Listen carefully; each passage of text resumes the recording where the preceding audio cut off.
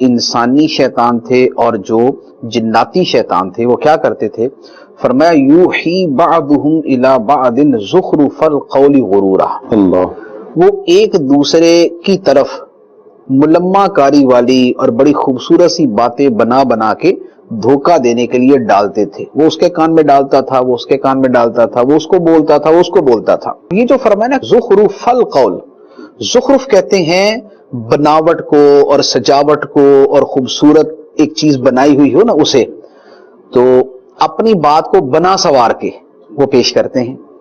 اب ہمارے یہاں زمانے میں جیسے آپ دیکھیں کہ علماء دشمنی کو بنا سوار کے کیسے پیش کیا جاتا ہے، اس کے لیے الفاظ کیا استعمال کیے جاتے ہیں، اس کے لیے اظہار آزادی رائے، اس کے لیے حقوق انسانی، اس کے لیے عورتوں کے حقوق، اس کے لیے عورتوں کی آزادی، اس کے لیے جو ہے وہ جمہوریت، اس کے لیے ایسے الفاظ استعمال کیے جاتے، روشن خیالی، جی روشن خیالی، روشن خیالی، ترقی پسندی، جی اصلاح پسندی، ریفارمز، یہ الفاظ، اصلاحات، یہ الفاظ استعمال ہوتے ہیں. الفاظ یہ استعمال کیے جاتے ہیں لیکن اس کے اندرون خانہ اسلامی تعلیمات کو نشانہ بنایا جاتا ہے. تو یہ جو طرز عمل ہے، یہ جو رویہ ہے علماء کے ساتھ مخالفت کا، اللہ تعالیٰ نے قرآن پاک میں فرمایا کہ یہ انبیاء علیہم الصلوۃ والسلام کے ساتھ بھی چلتا آیا. جعلنا لکل نبی عدوا شیاطین الانس والجن، انسانوں اور جنوں کے شیطان ان کے ساتھ ان کے دشمن ہوتے تھے اور وہ دشمنی کے اندر باتیں کرتے تھے. ایک بات. دوسری بات یہ، ایک اور بات، ایک قرآن پاک کی آیت میں عرض کرتا ہوں. ہم سورہ ناس پڑھتے ہیں. سورہ ناس میں کیا ہے؟ قل اعوذ برب الناس مالک الناس الہ الناس من شر الوسواس الخناس الذی یوسوس فی صدور الناس من الجنۃ والناس. نبی پاک علیہ الصلوۃ والسلام سے فرمایا گیا کہ تعلیم امت کے لیے آپ یہ دعا مانگیں، میں پناہ مانگتا ہوں لوگوں کے رب کی، لوگوں کے معبود کی. کس سے؟ میں اس کی پناہ لیتا ہوں من شر الوسواس، وسوسے ڈالنے والے کے شر سے، الخناس، جو ڈالتا ہے ہٹ جاتا ہے، ڈالتا ہے ہٹ جاتا ہے. وہ کیا کرتا ہے؟ الذی یوسوس فی صدور الناس، جو لوگوں کے دلوں میں وسوسے ڈالتا ہے. کون ہے؟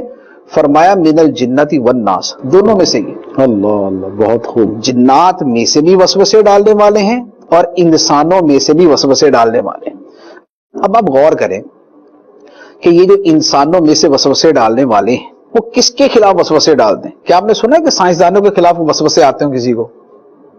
ٹھیک. کیا آپ نے سنا ہے کہ پروفیسروں کے خلاف وسوسے آتے ہیں کسی کو؟ کیا آپ نے سنا ہے کہ میڈیا کے خلاف وسوسے آتے ہوں کسی کو؟ نہیں. تو وسوسے کس کے خلاف آتے ہیں؟ علماء کے خلاف، دیندار طبقے کے خلاف. تو اس کا مطلب یہ ہوا کہ علماء تو وہ ہوئے جن کے بارے میں وسوسے آتے ہیں. ٹھیک. تو جو وسوسے ڈالنے والے ہیں وہ کون ہوئے؟ من الجنۃ والناس ہو گئے. تو یہ جو وسوسے ڈالنے والے لوگ ہیں قرآن کی اصطلاح میں یہ وسواس ہیں، یہ خناس ہے.